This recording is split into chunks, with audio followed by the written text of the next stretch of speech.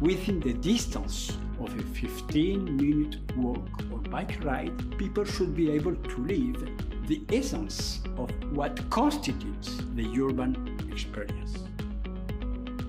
지역의 여러 가지 여건들을 잘 해석을 해서 거기에 걸맞는 15분 도시를 만드는 것이 우리 목표가 될 것입니다.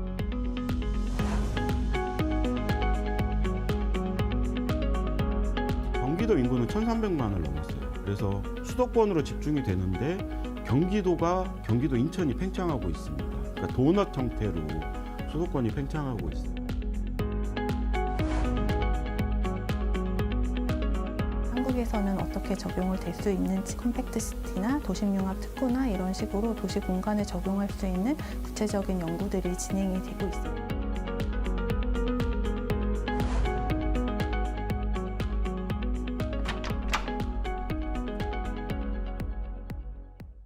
기획보도 사라지는 부산 미래도시해법은 심층 토론으로 오늘 이어갑니다. 나오신 분 소개하겠습니다. 김광혜 부산 도시균형발전실장 나오셨습니다. 어서 오시죠. 네, 고맙습니다. 서민호 국토연구원 연구위원 나오셨습니다. 안녕하세요. 반갑습니다. 고맙습니다. 부산시가 미래도시의 비전으로 15분 도시를 추진하고 있습니다. 15분 도시 한마디로 뭐라고 말씀하실 수 있습니까? 예, 우리 시가 추진하는 15분 도시는 이제 걷거나 자전거나 또 대중교통을 이용해서 자기가 필요한 시설이나 활동을 할 때 일상생활에 불편함이 없는 도시 이런 걸 만들자는 것이고요. 사람들이 가깝게 서로 살게 되면 그 속에서 사람들 간의 관계가 회복이 되고 또 공동체가 발견이 되고 또 서로 배우고 또 자아실현을 하고 이렇게 하면서 이런 커뮤니티가 만들어지는 그래서 이제 이웃과 함께하는 그런 도시로 나가는 게 되겠습니다. 서 박사님, 15분 도시 부산이 방향 제대로 잡았다고 보십니까?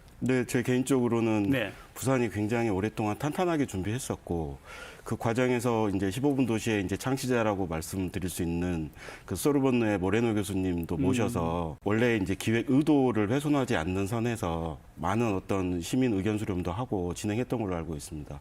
결과도 괜찮고 들락날락이라든지 재밌는 아이디어, 계층적인 다양성을 이제 포괄할 수 있는 그런 것들도 반영이 돼 있습니다. 다만 시간에 대한 접근성, 그러니까 예를 들어서 파리 같은 경우에는 이제 학교를 뭐 낮 시간대로 바꿔서 이렇게 활용을 한다든지 그리고 15분이 이제 부산은 지형 고조차가 심한데 그러면 15분이 어떤 식으로 접근될 수 있을 것이냐에 대한 부산의 특화 노력은 좀 더 이제 보완될 필요가 있다고 생각합니다. 그 부분에 대해서 우리 부산시가 인지하고 또 대책을 마련 중에 있죠? 예, 그렇습니다. 예. 그래서 우리 부산에 맞는 또 우리 시민 생활에 맞는 그런 유형을 만드는 것이 굉장히 중요하다고 생각하고요. 특히 부산은 이제 지형이 이제 유럽이나 이런 데와 다르게 산이 많고 또 여러 가지 이제 특성이 있기 때문에 거기에 맞는 형태로 추진을 하고 있습니다. 우리가 아까 뭐 실장님도 우리 박사님도 이야기를 해주셨는데 부산은 사실 지형적인 특성이 산복도로가 많지 않습니까? 그렇습니다. 이 산복도로를 극복하기 위하여 특별히 어떤 대책을 가지고 있습니까, 부산시가? 예, 우리 N분 도시를 하는 게 어렵다고 하는 게 이제 걷거나 자전거를 타야 되는데 경사가 많으니까 잘 걸어 다니기가 또 노약자들은 어렵고 자전거는 더 어렵지 않습니까? 지형상 불리한 점을 해결하기 위해서 이제 에스컬레이터를 놓는다든지 어번 코아로 해서 마을과 마을을 연결해 준다든지 또는 이제 요새는 전기 자전거라든지 전동 킥보드 뭐 이런 걸 하다 보니까 실제로 이제 일반 자전거보다 전기 자전거를 더 많이 탑니다, 지금은. 그래서 옛날보다는 많이 극복이 돼서 이런 여러 가지 어떤 방식이 이런 수직 구조를 해결하는 데 도움이 될지는 현장에서 시민들과 같이 한번 지혜를 모아봐야 되지 않을까 생각을 하고 있습니다. 서 박사님, 뭐 대책을 좀 조언한다면 뭐가 있습니까? 부산이 우리나라에 있는 이제 지형 고조차를 극복하는 거에 거의 프론티어 역할을 했습니다. 뭐 아주 예전부터 도시재생 사업에서부터 엘리베이터를 설치해가지고 간다든지 여건이 좋지 않으니까 건물과 결합시킨다든지 특히 이제 말씀하셨던 그 이제 감천마을 같은 경우는 이제 어벙코로 쭉 해서 이제 에스컬레이터 방식으로 간다든지 그게 이제 뭐 어쩔 수 없는 방법이기는 한데 만약에 조금 더 이제 거기서 이제 더 나아간다면 저희가 그게 비용이 굉장히 많이 들고 네. 지자체에 많은 지원이 필요한 실정입니다.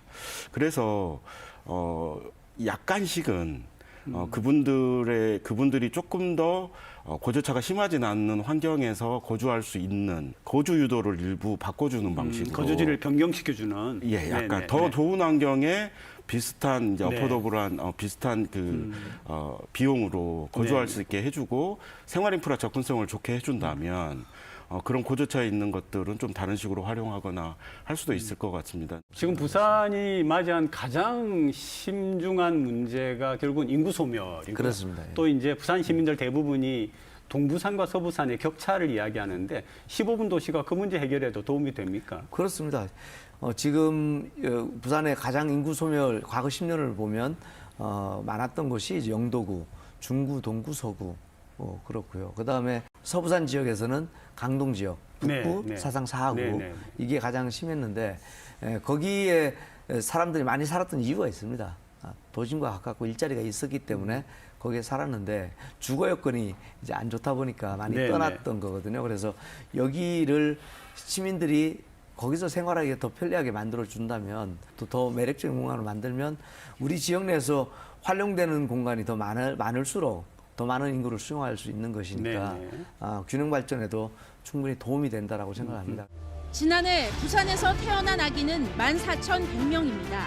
1년 전보다 2.2% 줄어든 것입니다.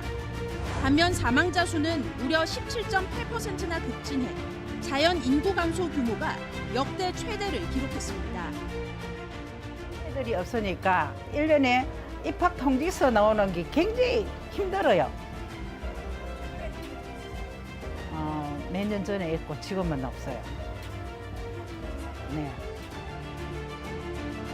윤석열 대통령은 지역의 경쟁력이 곧 국가의 경쟁력이라며 특히 부산을 대한민국의 양대 성장축으로 추켜 세우며 지방 분권을 위한 실질적인 실행 방안들을 제시했습니다. 국토교통부는 부산시청에서 현안회의를 열고 판교를 모델로 하는 도심 융합 특구를 센텀 2지구에서 속도감 있게 추진하겠다고 밝혔습니다. 센텀 2지구 도심 융합 특구가 전국에서 가장 규모도 크고 가장 기대가 큰 사업입니다. 앞으로 국토교통부와 부산시의 긴밀한 협력을 통해서 도시의 새로운 발전 모델을 만들어내고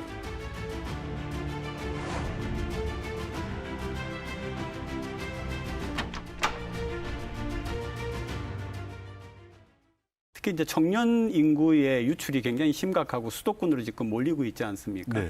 부산만의 문제입니까? 어떻습니까? 뭐 아시겠지만 학교 출산율 0.7을 달려가고 있는 상황이고 뭐 어떤 언론에서는 뭐 한국이 지금 자살의 길로 가고 있다. 네, 좀 네, 네. 강한 표현이긴 하지만 네, 네. 굉장히 국가적인 위기인데 수도권은 인구가 늘고 있습니다. 그렇죠. 청년 인구가.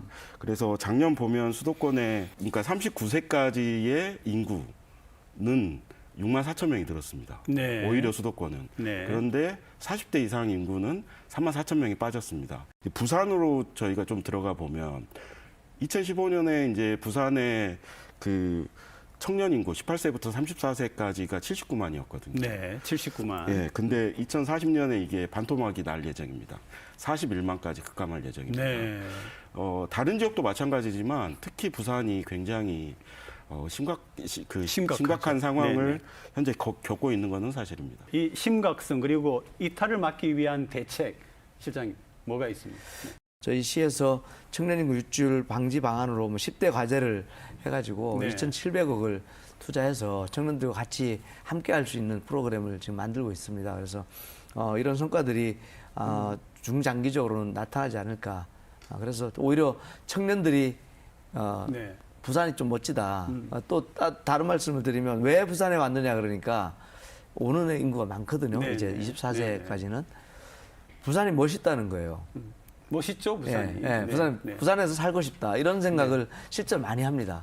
그래서 그런 생각을 가질 때 여기 왔을 때 성공할 수 있는 그런 이제 가능성을 더 높여주는 것이 굉장히 중요하지 않을까라고 생각합니다. 그 멋은 있는데 즐겁기는 한데 뭔가 생활적인 측면이 그럼 부족하다는 그런 얘기인가요? 부산이라고 하는 곳이? 네, 실장님이 딱 말씀해 주셨지만 네. 24세까지는 부산에 대한 매력을 느끼죠. 아, 24세까지는. 네, 왜냐하면 획일적인 어떤 환경과 부산은 문화적으로도 뭐 세계적으로도 네, 굉장히 네. 이렇게 선도적인 도시이기 때문에 근데 24세부터 왜 떠나갈까요? 제가 아까 가정, 말씀드렸지만 뭐 결혼, 결국은 네. 일자리입니다. 일자리. 네. 네. 네. 그러니까 말씀하셨지만 부산이 노력도 많이 하고 있지만 ICT 관련된 일자리의 부가가치 생산 비율을 보면은 동남권이 전체 이제 GRDP의 2.3%입니다. 근데 수도권은 73.4%입니다. 네, 네, 네. 뭐 꼭 부산을 수도권하고 비교해야 되냐? 충청권과 비교를 하면 충청권도 20% 육박하고 있습니다. 네. 산업 구조 자체가 부산이 지금 고도화 미래 산업 대응이 계속 늦어지고 있다. 네. 이런 문제라고 보고 그렇다면 미래 세대가 원하는 일자리가 공급이 안 되기 때문에 부산에 살고 싶어도 이 지역을 떠날 수밖에 없는 네. 이게 어떻게 보면 생존 욕구거든요. 기회가 있는 곳, 일자리가 있는 곳, 내가 그렇죠. 정착할 수 있는 곳. 결국 그걸 선택하다 보니 부산보다 나은 종조 환경은 결국 수도권이잖아요. 수도권으로 많이 떠나갈 수밖에 없는 그런 현실인 것 같습니다. 수도권 집중이 파멸적이다 이런 얘기를 전문가들이 꽤 하고 있거든요. 결국은 정부와 정치권이 이 문제에 대한 해법의 키를 쥐고 있다고 보는데 어떻게 판단하세요? 그 부분에 대해서는? 이 사회적인 그 많은 어떤 컨텍스트가 우리가 수도권에 미래 세대가 집중할 수밖에 없는 환경을 만들고 있지 않나 싶습니다. 저희가 전국 이제 광역시라든지 아니면 지방의 거점 도시들을 대상으로 조사를 해보면 지역에 있는 청년들의 3분의 2 혹은 80%까지 그 지역에 정착을 하고 그 지역에서 삶을 이어가려고 하고 있습니다. 근데 그 청년들이 결국은 수도권으로 가거든요. 이게 기회가 주어지지 않는 겁니다. 전혀 상상하지 못하는 파격적인 대책이 없을 경우에 지방의 문제, 우리 출산의 문제 극복이 어려울 것 같다는 부산 생각합니다. 문제를 이렇게 직접적으로 다루고 있는 그런 입장에서는 중앙의 어떤 그런 대응 같은 게 좀 많이 답답하실 거로 생각이 듭니다. 어떻습니까, 부산시? 이제 각 지역에 갖고 있는 자원들이 활용되고 거기에 또 수도권과 네. 다른 가치가 만들어지고 아이디어가 만들어져서 그게 또 다시 모여서 국가의 경쟁력이 되는 그런 식으로 이제 바뀌어야 된다라고 네. 생각합니다. 그래서 대통령께서도 지금은 모든 걸 펼칠 수가 없는 상황이라면 수도권과 남부권 이렇게 두 개 축으로라도 한번 해보자라고 말씀을 하시니까 막 그런 쪽에서 우리가 좀 더 노력을 하면 좋겠다는 생각입니다. 그 부산을 이렇게 새롭게 개조해 나가는 데 있어서 압축과 연결이라는 개념이 있지 않습니까? 그러니까 도시 자체를 압축하면서 외부적으로는 연결을 해가지고 거기에서 북항이 굉장히 중요하다라고 이제 전문가들이 다 얘기를 하고 있는데 실제로 지금 북항이 개발되고 있는 방향을 보면은 압축과 연결하고는 이게 무슨 상관이냐라는 비판이 좀 있습니다. 저희 시에서는 우리 도시를 네. 이제 10코어라고 옛날 도심 부도심 이렇게 보지 않고 10코어로 해서 이 각 지역이 갖고 예, 있는 예. 장점을 살리고 이걸 네트워크로 연결하는 미래형 도시로 이제 그러니까 탱커와는 10개의 10개 중심으로 거죠. 가는 네, 것이 네. 바람직하다. 그중에서 북한이 이제 동부산과 서부산을 연결하는 거점 지역입니다. 그래서 북한 그런데 이제 지역이 땅이 없지 않습니까? 이제 네, 북한 네. 재개발을 통해서 1단계, 2단계, 3단계를 통해서 그런 거점이 마련되고 있는 과정인데 1단계는 이제 해양 관광 거점으로 만들어졌고요. 2단계는 이제 중심지 기능을 하는 국제 업무지구로 가고 도심지가 만들어지는 거기 때문에 네. 그때 되면 이제 본격적으로 된다고 보고 그래서 그런 인프라를 위해서 각종 도로망이나 이런 건 다 거의 정비가 돼 가고 있고요. 네네. 특히 이제 BUTX를 통해서 동부산, 서부산을 15분 내에 부산역에 다 올 수 있습니다. 이제 한 2030년이 되면 부산 전역에서 네네. 북한, 그러니까 북한까지. 부산역에 오는데 거의 대부분 지역에서 15분이면 다 네네. 오는 도시가 되거든요. 그래서 이런 것들이 이제 경쟁력을 갖춘 도시로 빠르게 진화해 갈 수 있다고 생각을 하고 있습니다. 압축과 연결 그리고 북한 하실 말씀이 많을 것 같은데요. 네, 압축과 연결의 개념이 이제 2020년 전후로 해서 어떻게 보면 국토공간 구조 차원에서 논의가 되기 시작했습니다. 요즘은 가성비의 시대가 아니라 시성비의 시대입니다. 네, 시성비. 네. 뭐 서울을 예로 들어서 죄송합니다만 서울역에서 마곡이나 판교까지 50분 정도 걸립니다. 근데 서울역에서 대전까지도 똑같이 50분입니다. 50분. 그 관점에서 저는 북한이 아쉽습니다. 네, 네. 부산에서 전국과 연결되고 글로벌과 연결될 수 있는 가장 거점은 부산역이고 부산역에서는 북한 1단계가 개발되고 있습니다. 그러면 부산에 있는 전국 글로벌 그리고 부산 성장의 가장 핵심적인 엔진들이 부산항으로 들어와야 됩니다. 네네. 부산항에서 1km만 벌어져도 접근을 안 합니다, 사람들이. 예, 근데 어떻게 보면 지금 1단계는 물론 이제 기존에 계속 개발됐던 논리가 있지만 그 많은 어떤 기능들이 좀 반영이 좀 미흡하지 않나는 생각을 많이 하고 있습니다. 전문가들이 이렇게 그 좋은 내지는 비판을 하면은 우리 부산시도 당연히 그걸 수용을 하는 거죠. 아, 그럼요. 예. 네. 그래서 부산역 북항 일원이 이제 수도권에서 접근 정도 굉장히 빠르고 그다음에 이제 가덕도 신공항이 되면 북한까지 16분 정도 걸리지 않습니까? VTX로. 그러니까 공항권이기도 하고 또 국제터미널이 있어서 많은 작년적으로 한 350만 정도의 외국인들이 이제 북한으로 들어온다고 저희가 추산을 하고 있는데 그건 굉장히 좋은 결절점입니다. 그래서 사람이 모이는 곳에서는 산업이 일어나고 일을 하게 되니까 또 그 일자리가 거기 또 생길 거라고 생각을 합니다. 잘 될 거라고 하시는데요. 네. 어떻습니까? 네. 그 북한의 이제 개발 그 구상이나 방향을 보면 미래 세대가 원하는 직주락이 융합되고 어느 정도 밀도가 있고 휴먼 스케일에 맞고 서로 공유가 되고 그런 점은 앞으로 많이 개선이 필요하고 물론 이제 BPA가 사업을 하기 때문에 부산시도 많은 어려움이 있으시겠지만 저는 1단계, 2단계, 3단계로 사업 확장하기보다는 1단계의 작은 규모라도 성공을 시켜야 됩니다. 1단계가 153만 평인데 매출이 1년에 120조가 나오는 판교가 15만 평입니다.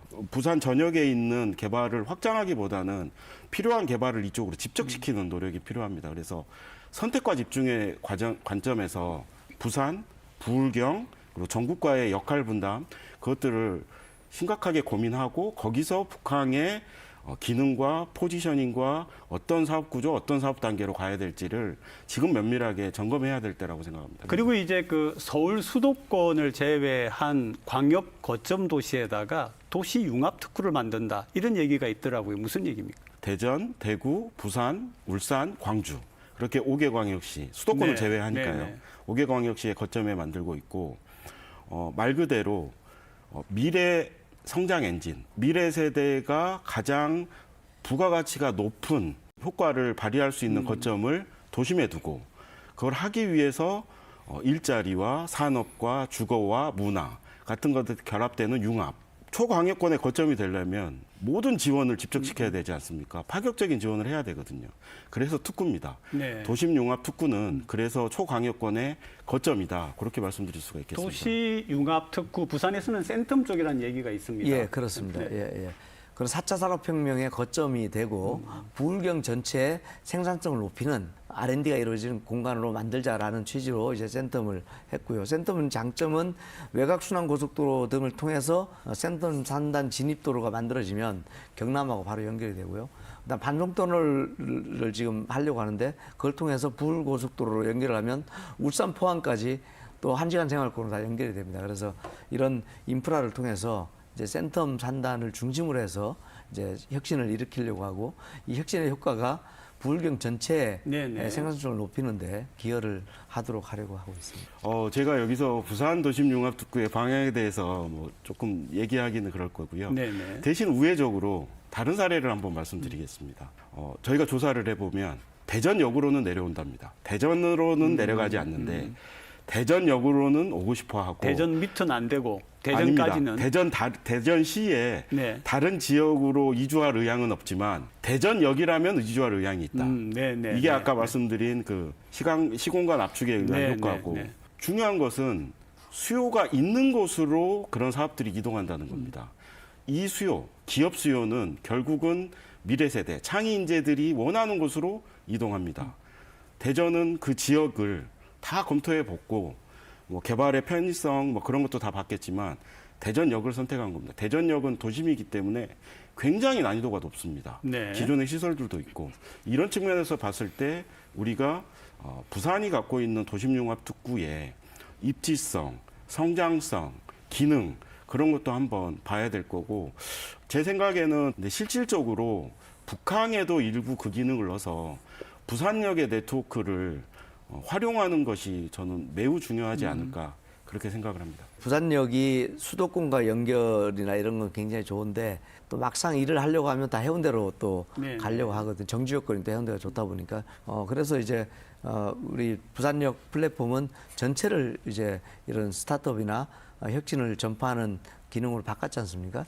그래서 거기를 지금 활용을 하고 있고 막상 인재를 고용해서 투자를 하고 뭔가 하려면 또 인재가 많이 있는 곳으로 오는데 지금으로서는 센텀이죠. 그런데 이제 제2센텀은 센텀의 공간이 지금 없으니까 센텀 인근에 50만 평 이상의 전국적으로 가장 큰 이제 공간을 확보해서 지금 사업을 하고 있다는 말씀입니다. 자, 오늘 마무리 발언 우리 서 박사님부터 한 말씀 부탁드릴게요. 네, 저는 세 가지 말씀드리고 싶습니다.